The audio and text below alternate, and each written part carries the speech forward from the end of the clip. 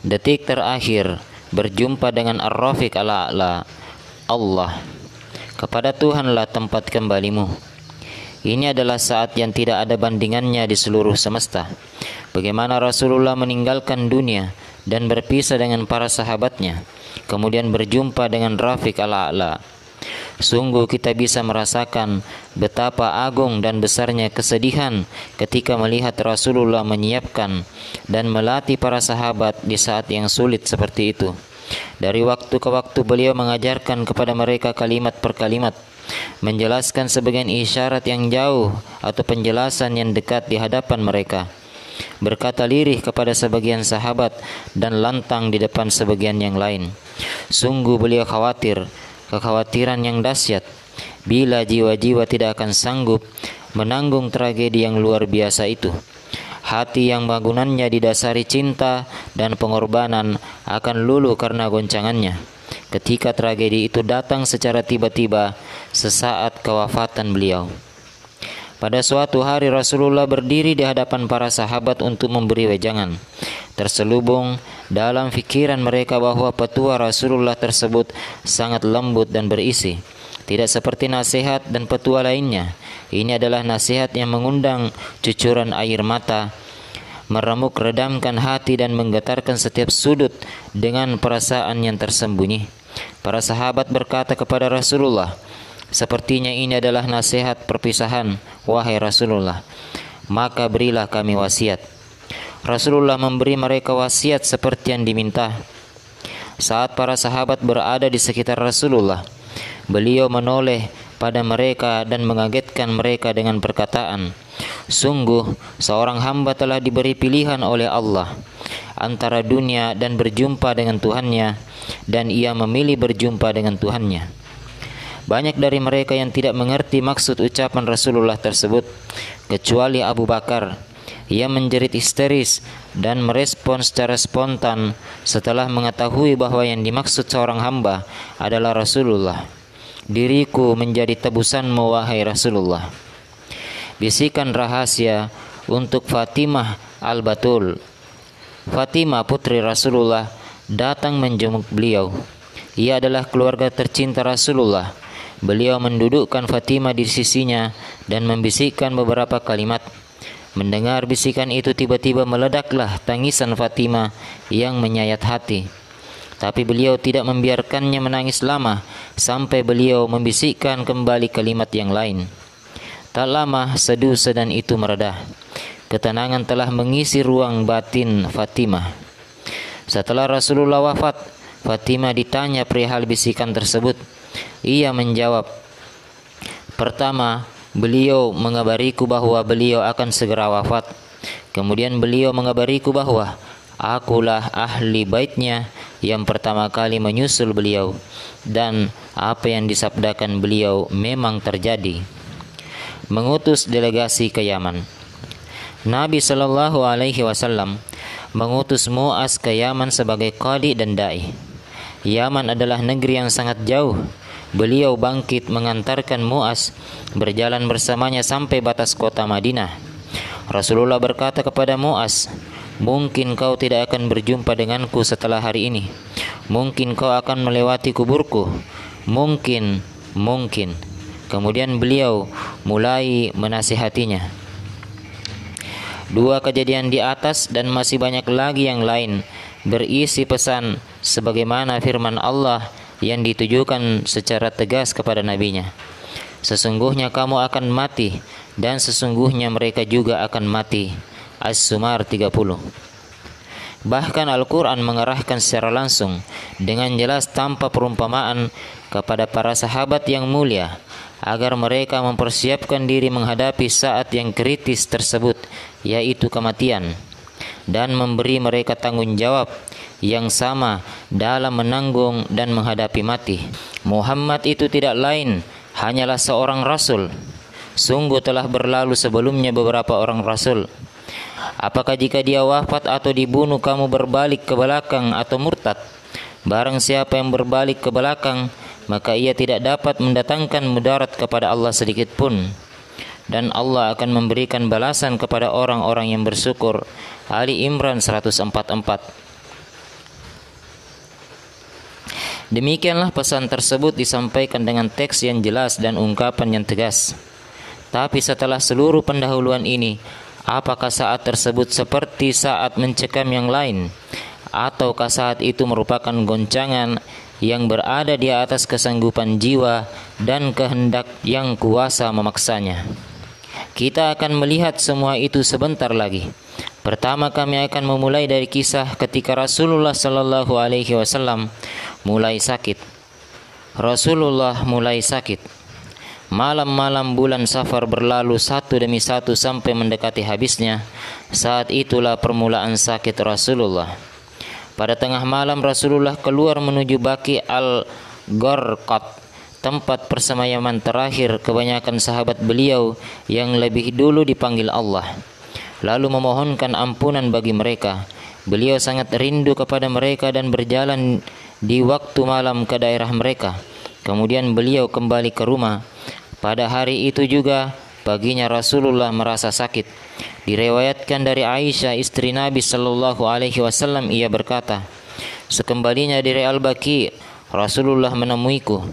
Kepalaku terasa pusing dan mengeluh. Aduh, kepalaku sakit. Beliau berkata, aku juga, demi Allah wahai Aisyah, aduh kepalaku sakit. Apa yang menyakitimu? Kalau kau meninggal sebelumku, aku akan mengurusmu, mengkafanimu, menyolatimu dan mengubur jenazahmu. Aku berkata, demi Allah, seakan-akan aku dicambuk olehmu. Kalau engkau telah melakukan itu, aku kembali ke kamarku sedang engkau bersenang-senang dengan istri-istrimu yang lain. Nabi tersenyum. Penyakit beliau semakin menjadi, namun Nabi masih menggilir istri-istri sampai akhirnya semakin parah. Saat itu beliau berada di rumah Maimunah, maka beliau memanggil istri-istri yang lain. Nabi meminta izin untuk dirawat ke rumahku dan mereka mengizinkan. Sakit Rasulullah semakin bertambah parah. Beliau berkata, alirkanlah 7 gerabah air abar yang berbeda. Aku akan keluar menemui orang-orang. Aku akan berpesan kepada mereka. Lalu kami, Aisyah, mengguyur kepala beliau dengan air sampai ia berkata, cukup, cukup. Kemudian Nabi keluar menemui umatnya. Beliau duduk di mimbar. Kalimat pertama yang beliau ucapkan adalah permohonan rahmat atas pahlawan Uhud. Nabi tidak pernah melupakan para sahabatnya yang telah rela mengorbankan jiwanya, lantas memohonkan ampunan dan rahmat untuk mereka. Lalu beliau bersabda, salam terakhir. Sungguh seorang hamba telah diberi pilihan oleh Allah antara dunia dan apa yang ada di sisinya. Lalu dia memilih apa yang ada di sisinya. Abu Bakar memahami pernyataan Nabi tersebut. Dia tahu bahwa yang dimaksud seorang hamba adalah Nabi sendiri. Abu Bakar menangis dan berkata, benar, kami akan berkurban dengan seluruh jiwa dan raga kami untukmu. Tetaplah atas tekadmu wahai Abu Bakar, kata Rasulullah. Perhatikan pintu-pintu masjid yang tembus ini. Mereka menjebol pintu-pintu itu dari bagian belakang rumah untuk memudahkan mereka masuk ke dalam masjid. Tutuplah seluruh pintu kecuali pintu rumah Abu Bakar. Sungguh, aku tidak mengetahui seorang yang lebih utama persahabatannya dari Abu Bakar. Kalau saja aku mengambil hamba sebagai kekasih, pasti aku akan mengangkat Abu Bakar sebagai kekasih. Tetapi persahabatan dan persaudaraan itu lebih utama, sampai Allah mengumpulkan kita di sisinya. Kemudian beliau meneruskan sabdanya, wahai kaum muhajirin, mintalah wasiat kebaikan pada kaum Ansar, sebab manusia semakin bertambah tapi sikap kaum Ansar tidak berubah. Maka berbuat baiklah kepada mereka yang telah berbuat baik, dan maafkanlah mereka yang berbuat jahat. Kondisi kesehatan Rasulullah semakin kritis. Ketika kondisi Rasulullah semakin kritis, Aisyah berkata, Nabi Shallallahu Alaihi Wasallam bersabda, mintalah Abu Bakar untuk mengimani salat jamaah. Aku menyela, wahai Nabi Allah, Abu Bakar pria yang lembut hatinya. lembek suara dan kerap menangis ketika membaca Al-Quran. Mintalah ia untuk mengimani sholat, seru Rasulullah. Aku mengulang jawaban yang serupa, tapi Nabi berkata, sungguh kamu seperti saudara-saudaranya Yusuf, suruh ia mengimani sholat. Sangat jelas desakan Rasulullah agar Abu Bakar menjadi imam sholat didorong oleh karena beliau mendengar suara Umar. Padahal sebagian sahabat telah mempersilahkan Umar untuk mengimani sebelum sampai kepada mereka perintah Rasulullah untuk mengangkat Abu Bakar sebagai imam sholat. Menurut Aisyah, pernyataan yang mendukung sikap Rasulullah yaitu mana Abu Bakar, di mana Abu Bakar, Allah dan kaum muslimin menolak itu. Allah dan kaum muslimin menolak itu. Tepat pada hari Senin, hari di mana Rasulullah meninggal dunia, beliau keluar menemui para sahabat yang sedang menunaikan salat subuh. Beliau membuka selambu, lantas keluar menuju mereka dan berdiri di depan pintu kamar Aisyah. Saking senangnya, hampir saja para jamaah membatalkan salat ketika melihat Rasulullah. Beliau memberi isyarat kepada jamaah agar meneruskan salat.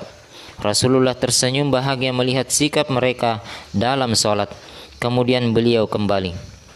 Para sahabat berpencar dari masjid menuju ke kediaman Rasulullah. Mereka mengira Rasulullah telah pulih dari sakitnya. Ketika Ali bin Abi Thalib, istri Fatimah Al-Batul, keluar dari kediaman Nabi, para sahabat berdatangan secara teratur dan bergerombol bertanya kepadanya dengan nada sedih, bagaimana keadaan Rasulullah sallallahu alaihi wasallam? Ali menjawab dengan tenang, segala puji bagi Allah, beliau sembuh. Untaian kalimat yang membekas. Sebagian sahabat masuk ke kediaman Rasulullah, meski beliau dalam keadaan seperti itu. Rasulullah berpaling ke arah mereka dan bersabda, wahai manusia, siapa yang pernah kupukul punggungnya, maka ini punggungku, pukullah. Siapa yang hartanya ku ambil, maka ini hartaku, ambillah. Siapa yang kehormatannya tercela, maka ini kehormatanku, celalah. Sungguh, aku ingin berjumpa dengan Allah, dan tidak seorang pun dari kalian yang menuntut kezaliman dariku. Di sana tidak ada yang lebih baik dari istri beliau yang mulia Aisyah. Aisyah menuturkan kronologis saat-saat terakhir Rasulullah kepada kita, terutama bahwa Rasulullah meninggal di atas pangkuannya. Inilah penuturan Aisyah. Di penghujung kehidupan, di hari kewafatan Rasulullah, beliau datang kepadaku saat masuk masjid. Lalu beliau merebah di pangkuanku. Tiba-tiba masuk seorang lelaki dari keluarga Abu Bakar. Ia menggenggam siwak hijau. Rasulullah menatap siwak di tangannya itu. Aku tahu dari tatapannya, beliau menginginkan siwak tersebut. Aku berkata, wahai Rasulullah, apakah engkau ingin aku mengambilkan siwak itu untukmu? Nabi menjawab, ya. Aku mengambilnya lantas mengunyah ujungnya agar lembut. Lalu kuberikan kepada beliau. Nabi bersiwak dengan keras, tidak seperti yang kulihat biasanya, kemudian meletakkannya. Aku merasa beban Rasulullah semakin berat di pangkuanku. Aku memberanikan diri menatap wajah beliau.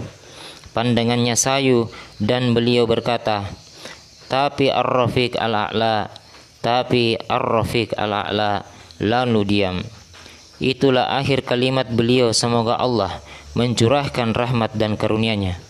Saat itu berdepatan dengan waktu terik matahari di siang hari.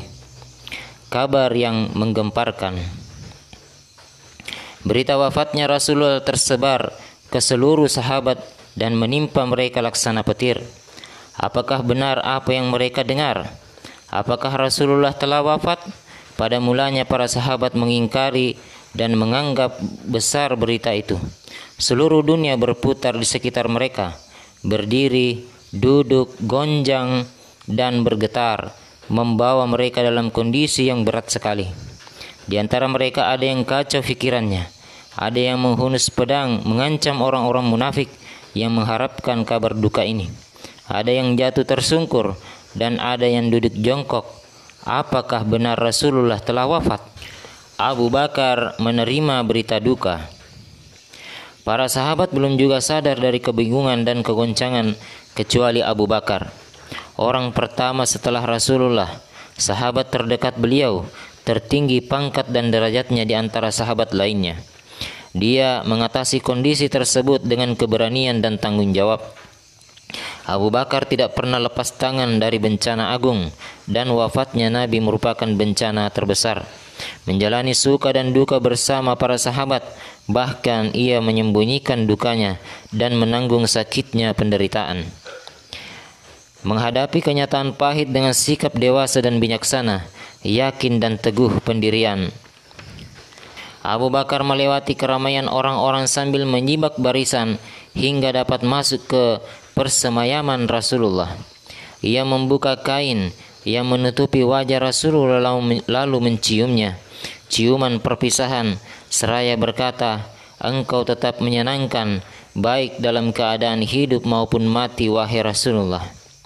Dia berdiri di hadapan orang-orang yang sedang hiruk pikuk dan dalam kondisi goncang. Dia tidak gegabah untuk melakukan sesuatu sampai ia mendekati mimbar masjid dan kemudian berdiri.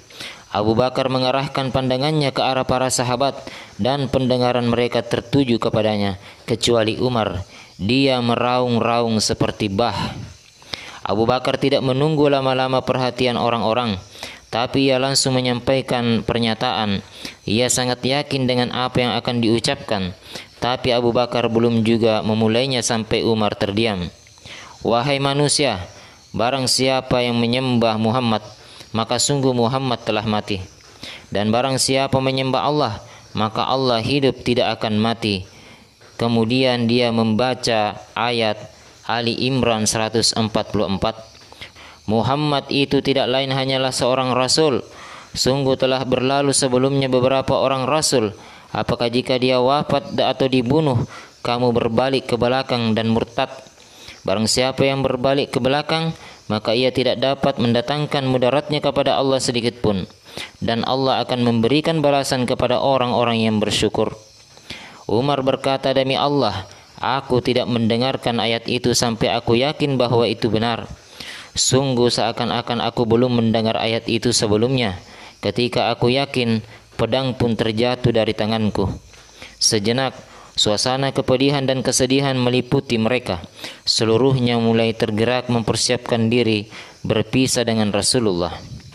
Benar, Rasulullah telah kembali ke haribaan ilahi. Setelah jenazah Rasulullah selesai dimandikan, dikafani dan siap disalati, orang-orang menyalatinya, orang per orang tanpa imam.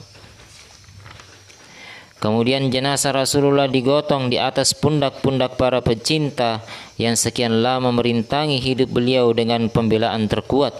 Namun kini mereka memanggul jenazah Nabi karena tunduk pada perintah Allah. Memanggulnya kemudian menurunkan di liang lahat, tepat di kediaman Aisyah, tempat ruh beliau ditarik. Sungguh Rasulullah telah memberi isyarat pada para sahabat bahwa tidak seorang nabi pun yang direnggut nyawanya kecuali ia akan dimakamkan di tempat tersebut. Para pujangga menuangkan untaian syair dan mengungkapkan sebagian kepedihan dan kesedihan yang terhimpun dalam benak. Senandung perpisahan. Kesungguhan dan kebenaran keluh kesah di bawah ini belum pernah terdengar. Hasan bin Sabit, penyair Rasulullah ketika masih hidup, menangisi kepergian Nabi seraya melantunkan syair. "Semoga engkau diberkahi wahai kubur Rasul, dan berkahilah negeri yang ditinggal di dalamnya pemberi petunjuk yang terarah. Semoga diberkahi liang lahatmu yang memuat keindahan. Di atasnya ada bangunan dari lembaran timah yang tersusun. Sungguh mereka telah kehilangan kedermawanan, ilmu, rahmat, dan penghidupan, tertutup tanah basah yang tak beralas. Mereka ditimpa kesedihan, tiada lagi nabi di tengah mereka. Sungguh punggung dan lengan mereka telah rapuh. Hari itu mereka menangisi orang yang ditangisi langit, dan orang yang ditangisi bumi, maka manusia berduka." Keponakan Rasulullah Sufyan bin Al-Haris bin Abdul Muttalib menghadap putri beliau Fatimah dengan pelipur lara dan ratapan. "Wahai Fatimah, bila engkau bersedih maka itu adalah uzur. Bila engkau tak berduka, itu adalah sebuah jalan. Kubur ayahandamu adalah penghulu seluruh kubur.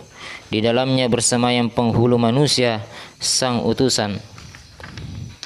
Ya Allah, berikanlah rahmat dan kemuliaan kepada penghulu kami Muhammad sallallahu alaihi wasallam dalam hidup dan matinya, awal dan akhir, pembukaan dan penutup. Segala puji bagi Allah semesta alam.